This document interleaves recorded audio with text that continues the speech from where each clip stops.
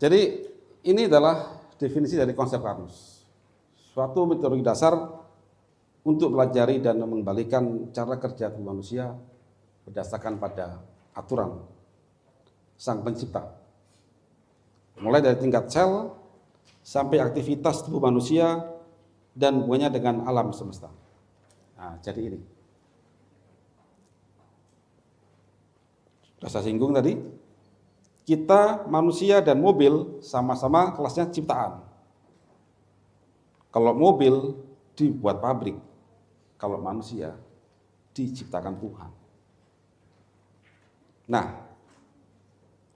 setiap ciptaan pasti ada aturan. Pelanggaran dari aturan pasti akan membuat kerusakan. Misi kita hari ini, kita mulai membaca aturan itu. Supaya kita bisa hidup selaras, tidak melanggar aturan. Tuhan Maha Pengampun, betul. Tapi jika ada langgar, pada hukum fisika, jika Anda langgar, ya Anda kena. Api itu panas, itu hukum fisika begitu. Itu aturan Tuhan. Begitu Bapak Ibu kena tangan, ya kebakar. Tidak bisa kita, oh Tuhan Maha Pengampun, yaitu Nabi Ibrahim. Dibakar nggak apa-apa. Itu kasuistik Bapak Ibu. Kita ini bukan Nabi Bapak Ibu. Jadi ikuti aturan yang ada, jangan minta privilege gitu. Nah, di sini. Saya tidak bermaksud untuk mengajarkan agama saya, cuman begitu kita mentok, maka silakan cari di mana clue itu pada siapa? Kepada Sang Pencipta, pada agama masing-masing. Nah, di sini saya mendapatkan bahwa alam itu diciptakan dalam bentuk keseimbangan. Kalau keseimbangan itu sistem itu algoritma. Nah, coba kita lihat. Ini bumi, kemudian di bumi ini kita di mana? Oh, di Jakarta. Ini Jakarta. Coba naik ke atas kita, naik ke atas. Ternyata bumi ini satu planet berbanding dengan sekian banyak planet di tata surya. Kita naik ke atas lagi. Ternyata banyak matahari selain matahari kita. Naik ke atas lagi. Ternyata kita banyak galaksi di situ. Kalau tidak ada aturan, gimana coba? Tabrakan enggak semua ini. Itu hal kecil aja kita bicara. Nah, saya bagi dua makhluk ini, mati dan hidup. Bapak Ibu, yang saya lingkar ini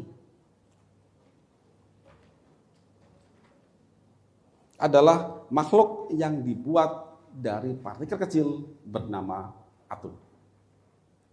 Sedangkan dua makhluk lain, malaikat dan jin, terbuat dari partikel elementer. Wah, ini Pak Iwan dukun ini. Enggak begitu, Ibu. Karena kita sebagai orang yang beragama pasti meyakini tentang adanya makhluk lain selain kita. Dan itu apakah bisa dibuktikan?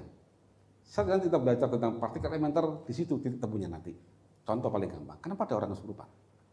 Kenapa kok ada orang, ya kata orang dengan santet ya, kenapa ada fenomena itu? Ada fenomena tapi nggak bisa dijawab. Kita mau jawab tapi nggak berani, dikuatirnya nanti klinik gitu. Tapi sampai Bapak Ibu belajar tentang kuantum yang diajar oleh Einstein, maka ada titik temu di situ nanti. Nah, kita mulai dari sini ya. Kita akan belajar kuantum. Nah, ini ya. Setiap makhluk diciptakan berpasang-pasang. Mungkin Bapak Ibu akan bicara, oh ya, kita menikah, tanaman dikawinkan, hewan kawin, ya, betul. Itu pada makhluk fisik yang kita lihat. Tapi pernahkah Anda bicara ke sini? Ini terapi periodik ini, mereka tuh saling bercinta. Apa contohnya? Contoh ya, hidrogen. Punya rasa cinta dengan siapa? Oksigen. Kawin dia. H plus O2 jadi apa? H2O. Itu percintaan itu. Apa lagi? C ketemu H, C plus H plus O jadi apa? C6 H12 O6. Apa ini? Glukosa. Banyak hal. Jadi sifat cinta itu sudah Allah sematkan di partikel paling kecil, atom. Mereka berusaha mencari kestabilan, dalam bahasa kimianya kestabilan menuju gas ideal. Sama juga seorang laki dan perempuan, dia gak akan stabil. Coba cari laki-laki jomblo, perempuan jomblo, gak stabil nanti kalau udah keinginannya itu tercapai, ya akhir balik ya gak stabil. Mereka berusaha mencari kestabilan. Someday begitu mereka ini sudah merasa cukup, nah jadi gas ideal, gak butuh dia pasangan. Ada begitu juga ada, ya.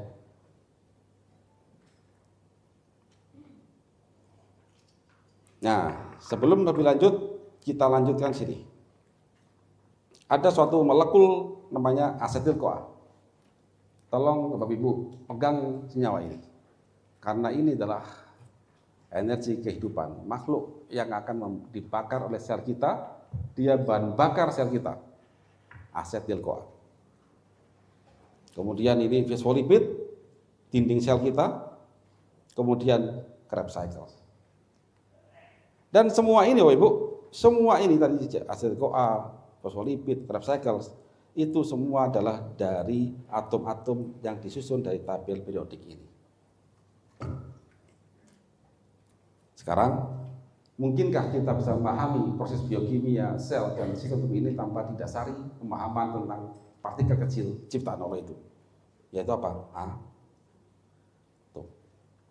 Tapi Ibu kalau belajar tentang siklus Krebs, tidak tahu esensinya, maka Anda hafalkan. Disinilah entry point nanti. Begitu kita gagal memahami tentang siklus Krebs ini, maka kita akan bingung bagaimana cara hidup yang betul. Makanya sering saya sampaikan satu hal dari makanan ya. Dari kelompoknya makanan, contoh keluak misalnya gitu. Keluak yang masih mentah jangan dimakan karena dia tinggi cyanida. Dari mana dasarnya? Yaitu saya tahu karena itu ada molekul cyanida di situ. Terus apa hubungannya? Nanti setelah Anda belajar siklus Krebs, dia kemana tuh cyanida itu? Dia akan menghentikan mesin sel Anda. Begitu satu berhenti, ngapain? Lemas semuanya, bisa mati. Kalau setengah mati ya sakit nanti kita. Kalau dosis tinggi, ingat kopi cyanida. Dalam hitungan waktu berapa lama itu? Selesai. Jadi kita akan membaca manusia apa adanya pada hari ini. Nah, apabila kita tidak paham, apakah kita bisa merawat atau membentuk ini? Nah, karena itu kita mulai dari atom dulu. Jadi materi karnosi paling berat adalah 1 jam awal ini. Itu paling berat. Biasanya peserta itu pada cekot-cekot kepala. Nah, kita sekarang mulai masuk ke atom ya. Saya belum bicara manusia sekarang. Dan bahkan belum bicara sel. Karena kita harus tahu dulu penyusun makhluk di dunia ini apa. Nah, jadi atom adalah suatu satuan materi, yaitu benda mati dan makhluk yang terdiri dari inti dan awan elektron. Nah, ini dah. Jadi kalau kita bicara atom karbon seperti ini. Jadi intinya gini aja Ibu.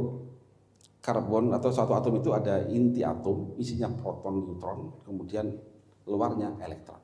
Gitu ya. Dia berikatan antar atom membentuk suatu senyawa atau molekul itu menggunakan elektronnya. Jadi ini akan dipasangkan sama ibarat gini. Saya adalah atom. Saya berpasangan dengan cara apa? Dengan tangan saya. Jika saya ketemu teman lain berpegangan tangan, bentuklah senyawa. Terus gitu. Saya minta tim 7 orang di depan. Kita coba ada ya. 6 orang. Supaya kita langsung to the point semua. Ke depan sini. Bayangkan mereka atom semua, atom karbon semua. Atom karbon. Karbon itu punya 4 tangan. 4, 1, 2, 3, 4, 1, 2, 3, 4, 5. Satu lagi. Ya. Saya punya 6 atom karbon. Masing-masing orang ini punya energi enggak? Punya ya. Satu orang jika mendorong pintu sebesar mungkin mendorong mobil satu orang, kira-kira kuat enggak? Enggak kuat, ya. Tapi beda kalau seandainya mereka ini saya suruh bergandengan lalu mendorong bareng. Kuat enggak kira? Itu. Jadi atom ini, 4 ini, jika dia sendiri dia nothing. Begitu dia bergandengan. Ayo bergandengan ada, satu-satu. Tak tak tak tak tak, nah gitu. Gandengan tangan. Nah, mereka ini jadi senyawa di sini. Dan mereka makin besar senyawa ini, semakin tinggi energinya. Dari mana? Karena mereka mempunyai energi masing-masing. Gitu ya, Ibu ya. Oke, lanjut. Sudah selesai. Saya berusaha untuk menampilkan. Ini barang yang kelihatan ini. Kalau lihat atom itu harus pakai mikroskop elektron. Satu mikroskop elektron harganya kalau nggak salah 10 miliar. Kan tidak mungkin dibawa ke sini, Ibu. Dan saya nggak punya uang untuk bawa ke sini. Mikroskop elektron. Nah, sekarang Sekarang coba kita lebih dalam lagi ke penciptaan alam semesta. Banyak teori tentang penciptaan alam semesta yang belum semua terungkap. Alam semesta awalnya satu. Jadi ada 2 teori yang dianggap benar, yaitu alam semesta terus mengembang, alam semesta multiverse. Alam semesta diciptakan dari ketiadaan, dan ilmuwan belum bisa mengungkapkan kejadian sebelum penciptaan. Ayo kita mulai. Ini saya kumpulkan dari beberapa literatur teori Big Bang ya. Meskipun ini masih perdebatan. Ini paling kita coba yang sudah diteliti oleh para ilmuwan itu coba kita angkat dulu. Dan ilmu itu berkembang, Ibu. Sekarang mungkin benar, mungkin next tidak kurang tepat. Contoh apa? Sebelum ada Einstein, ada ingat Newton enggak? Di Newton itu, setiap benda yang berpindah itu butuh media perambatan. Begitu ada Einstein, dia berpikir, loh, cahaya itu kan dari matahari sampai bumi. Waktu ada Newton dulu mereka buat teori bahwa di antara bumi matahari itu ada zat namanya ether. Dibuktikan pada zaman Einstein ether tidak ada. Bingung kan? Tapi kok sampai ke bumi? Akhirnya suatu teori tentang kuanta. Matahari cahaya itu tidak perlu media perambatan, tapi dia loncat bentuk kuanta seperti pocong. Disampaikan Einstein di situ. 3 abad teori Newton dipercaya dunia. Einstein nyatakan itu, dia orang gila dia. Betul nggak? Sekarang pun kita bicara diabetes sembuh, bikin saya nggak orang gila juga. Gitu. Jadi kalau sesuatu kita lakukan hal yang sama, menginginkan perbedaan, maka kita jadi orang gila. Makanya kita jadi gila dulu, membuat satu langkah yang tidak sama. Nah, Bapak Ibu saya ajak sedikit gila hari ini, 2 hari ini ya. Tapi saya gilanya masih ada terukur. Saya membawa sejarah perkembangan ilmu. Coba saya cerita dulu ya. Pada waktu, pernahkah Anda bayangkan? Saya waktu kecil saya bayangkan gini. Jika seandainya dunia ini saya itu di 2 kotak dan kotak itu nggak ada, apa isinya itu? Saya tuh SD mikir itu, saya hidup di hutan ya, saya di Palembang, jalan kaki di kebun tebu, kan saya sekolah di perkebunan ya. Karena masih banyak hutan itu saya jalan kaki sampai jalan dan nggak ada anjing liar itu. Jika tempat ini nggak ada saya, nggak ada apapun, tempat ini siapa ya? Itu saya nggak pernah menjawab. Nah sedikit ada ditemu setelah saya pelajari ini. Jadi pada saat ilmuwan itu hanya bisa menjawab dari mulai Big Bang ini ke sini. Sebelum Big Bang nggak tahu, belum tahu. Kita anggapnya 0 ini waktu 0, T sama dengan 0, ledakan dia, dus. Mulai dari 10⁻⁻43 detik sampai 10⁻⁻35 detik, dia meledak, kemudian mulai mengembang. Nah, jadi pada 0 sampai 10⁻6 detik setelah penciptaan, lahirlah partikel elementer. Nanti akan saya bahas satu-satu bentar. Ya, sementara Bapak Ibu ikuti dulu aja. Anggap aja saya ini mendongeng. Ya, dengerin dulu aja. Kemudian sejak 10 detik hingga 225 detik sejak ledakan pertama, diciptakanlah mulai partikel ini membentuk proton dan neutron. Kemudian dari 25 detik hingga 1000 tahun setelah penciptaan, terbentuklah mereka ini menjadi inti atom. Inti atom, jadi inti. Artinya mereka membentuk suatu boundaries. Jadi bentuk lingkaran gini. Isinya apa? Proton dan neutron. Kemudian 3000 tahun setelah penciptaan baru tercipta di sini ya, atom sederhana, yaitu apa? Helium. Helium. Gas helium. Kemudian berlanjut 300.000 tahun setelah penciptaan, terciptalah berbagai macam atom-atom yang kita kenal. Dan ini belum berhenti, ditemukan terus nomor atomnya terus. Jadi Bapak Ibu, tabel ini bukan tabel yang mirip, masih ingat permainan ular tangga? Ini semua ada maknanya. Jadi atom itu berbeda jika jumlah protonnya berbeda. Yang membedakan semua atom itu hanya jumlah protonnya.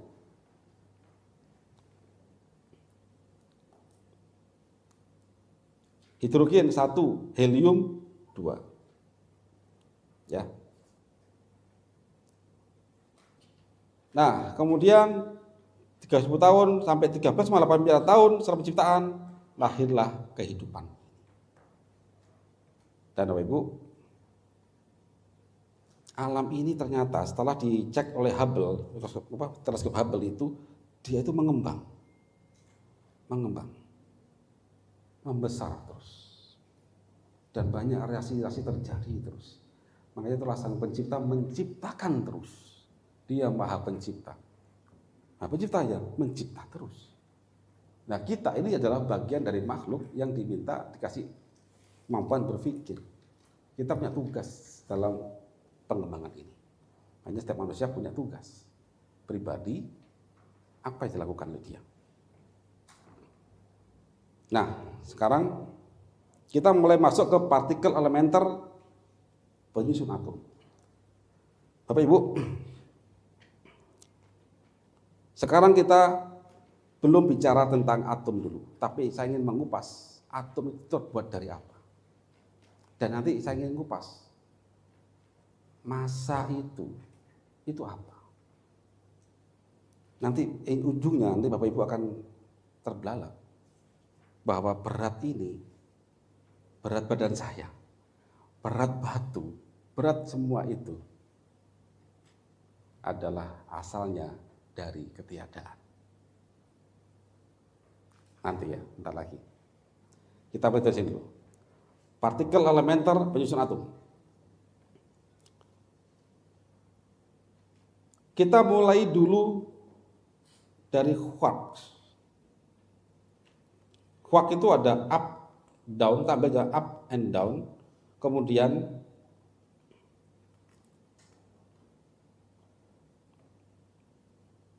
ini akan menyusun partikel inti atom, yaitu proton dan neutron. Nah, suatu atom itu terdiri dari inti atom. Jika saya perbesar, inti ini terdiri dari neutron dan proton. Ayo, saya ambil protonnya aja dulu. Saya ambil protonnya aja. Proton ini terbuat dari up quark and down quark. Jadi ini down. Kemudian maaf, ya ini down, ini up. DNA itu isinya ya. Kalau kita di dalam nukleus ini terdapat untaian DNA itu dalam kromosom ini panjangnya katanya 2 kali lingkaran bumi, katanya begitu. Saya belum pernah ngukur juga. Itu diukel, digulung membentuk kromosom. Nah kromosom ini bentuk DNA itu. Yang tadi itu kode-kode A, G, A itu di sini ya Bu, yang di sini. Ini ada pasang-pasangannya. Apabila rumusnya ini ada yang salah, maka salah semuanya. Apabila salah itu dianak-pinakkan, dibelah, maka itu anaknya pun juga salah. Makanya Bapak Ibu jangan sampai ada kesalahan perintah. Ya. DNA berpasangan, ini adenin, ini timin pasangannya, timin adenin, guanin sitosin, sitosin guanin.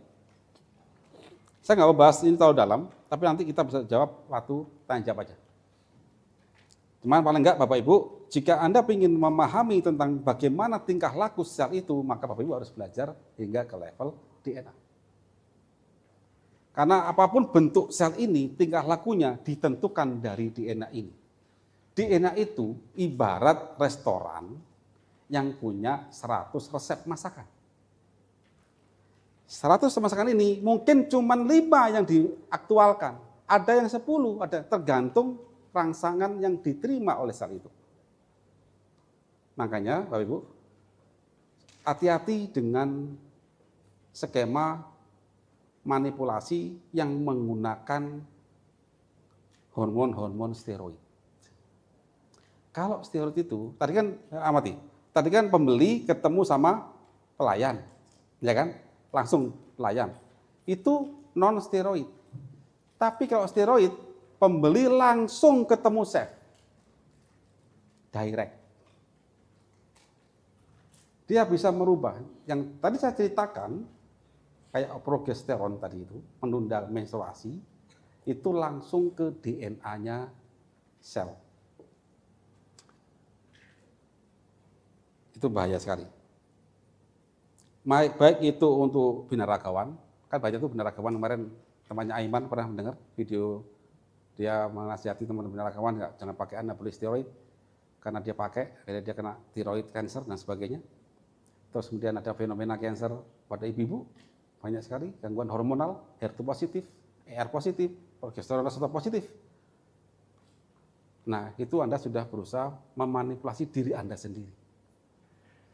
Hati-hati di situ. Steroid hormon hati-hati, karena dia langsung direct ke sini, DNA. Kalau DNA ini sudah berubah, bahaya dia. Kita skip dulu tentang DNA ya. Nanti kita lewat tanya jawab aja. Kemudian enzim itu adalah suatu biokatalis. Dia ternyata memotong dan nyambung. Siapa yang bikin? Lagi-lagi yang bikin ribosom. Ribosom butuh apa? Butuh resep. Dari mana? Dari mRNA. mRNA dari mana? Dari DNA. Baik lagi. Enzim itu motong-motong. Sintesa enzim ini ya, ingat ini nukleus, tadi kita sudah belajar DNA, sedikit DNA ya. Kemudian dia ngasih kode dalam bentuk mRNA, dibaca ribosom, jadilah enzim. Enzim banyak sekali. Enzim banyak sekali ya. Ini skemanya. Jadi kita nggak perlu enzim apa aja Pak? Jangan begitu. Terlalu banyak jumlah enzim di tubuh kita. Banyak banget. Kita hanya fokus bagaimana memenuhi dia bisa bekerja, memenuhi bahan bakunya apa. Enzim itu apa bahan bakunya? Bahan bakunya adalah asam amino. Bahan baku enzim adalah asam amino. Hormon. Hormon berbeda dengan enzim. Jadi hormon itu adalah perintah. Hormon itu perintah. Enzim itu katalis. Masih ingat tadi glukosa ya. Glukosa menjadi glukosa 6 fosfat, enzim yang ngelakuin. Glukosa 6 karbon dipotong menjadi 3 karbon, enzim yang ngelakuin. Asam pirufat 3 karbon menjadi asetil-CoA, yang ngelakuin siapa? Enzim yang ngelakuin. Itu apa ya? Jadi enzim itu apabila enzim kita itu gagal atau salah bikin. Tadi salah bikin tadi, enzimnya salah bikin, maka selesai, nggak jadi. Reaksinya nggak jadi. Bahkan pada waktu sel itu mitosis, beranak pinak, itu yang ngelakuin juga enzim. Jadi itulah pentingnya enzim. Enzim dibuat dari asam amino. Asam amino dari mana? Dari protein. Protein dari mana? Dari lauk pauk yang kita makan. Perubahan protein menjadi asam amino, siapa ngelakuin? Lambung Anda. Asam lambung bermasalah nanti, maka ia tidak bisa lagi memecah protein jadi enzim. Protein jadi asam amino. Asam amino Anda tidak ada atau tidak lengkap atau timpang, maka enzim itu akan bermasalah semua. Maka pintu masuk ke banyak penyakit terbuka. Bahkan akibat kekurangan sekian asam amino atau kelebihan sekian asam amino, maka skema perbaikan DNA itu juga terganggu. Kalau perbaikan DNA terganggu, maka resiko ke arah kanker besar. Kanker itu adalah perubahan DNA. Yang bisa menyelesaikan hanyalah DNA sel itu sendiri. Sudah banyak metode-metode untuk membunuh sel kanker. Tapi faktanya yang ada adalah penderitaan para pasien. Karena jika ada obat bisa membunuh sel kanker, maka dia bisa membunuh sel yang lain. Oke, hormon ya. Tadi hormon perintah. Hormon dari apa? Asam amino, asam lemak, glukosa, dan kolesterol. Ini bahan baku hormon. Apa contoh hormon? Asam amino. Misalkan hormon asam amino, insulin. Gitu ya. Dari kolesterol, steroid. Dan lain-lain. Nanti Anda cek asam lemak dan glukosa itu hormon apa aja. Saya tidak hafal. Silakan cek sendiri di Google ya. Hormon terbuat dari asam lemak, terbangun asam lemak. Hormon terbuat dari glukos dan sebagainya. Atau kombinasi dari mereka. Nah, Bapak Ibu, setelah kita belajar tadi, maka coba sekarang kita belajar. Kita kan sudah belajar mitokondria, sudah belajar DNA di nukleus, sudah belajar bagaimana suplai bahan bakar menuju ruang bakar, bagaimana merubah gula menjadi asetil-CoA, bagaimana merubah keton menjadi asetil-CoA, bagaimana merubah asam lemak menjadi asetil-CoA. Dan ending dari pembakaran adalah ATP. Tadi saya sampaikan, ATP itu penting sekali. Setiap transaksi antar sel butuh ATP. Butuh duit di mata uang antar sel.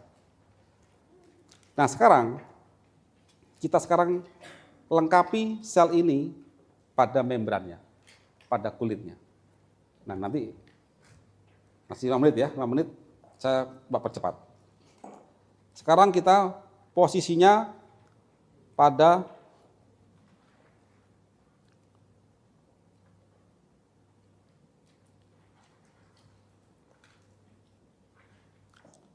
membran sel. Nah, membran sel itu terdiri dari fosfolipid, senyawa yang dia itu ada fosfat dan ada lemak, asam lemak. Fosfolipid, jadi menghadap gini. Nah, ini gini. Sehingga kalau di luar, membran sel itu, dia itu polar, bermuatan. Dia akan menolak molekul apapun yang polar, karena ujungnya fosfat. Kemudian di tengahnya ini lemak, kemudian fosfat lagi. Nah, sehingga membran ini apabila ketemu satu zat di luar tubuhnya, ini kan darah ini, banyak zat bisa masuk ke dalam sel, maka dia punya membran. Membran ini selektif sekali.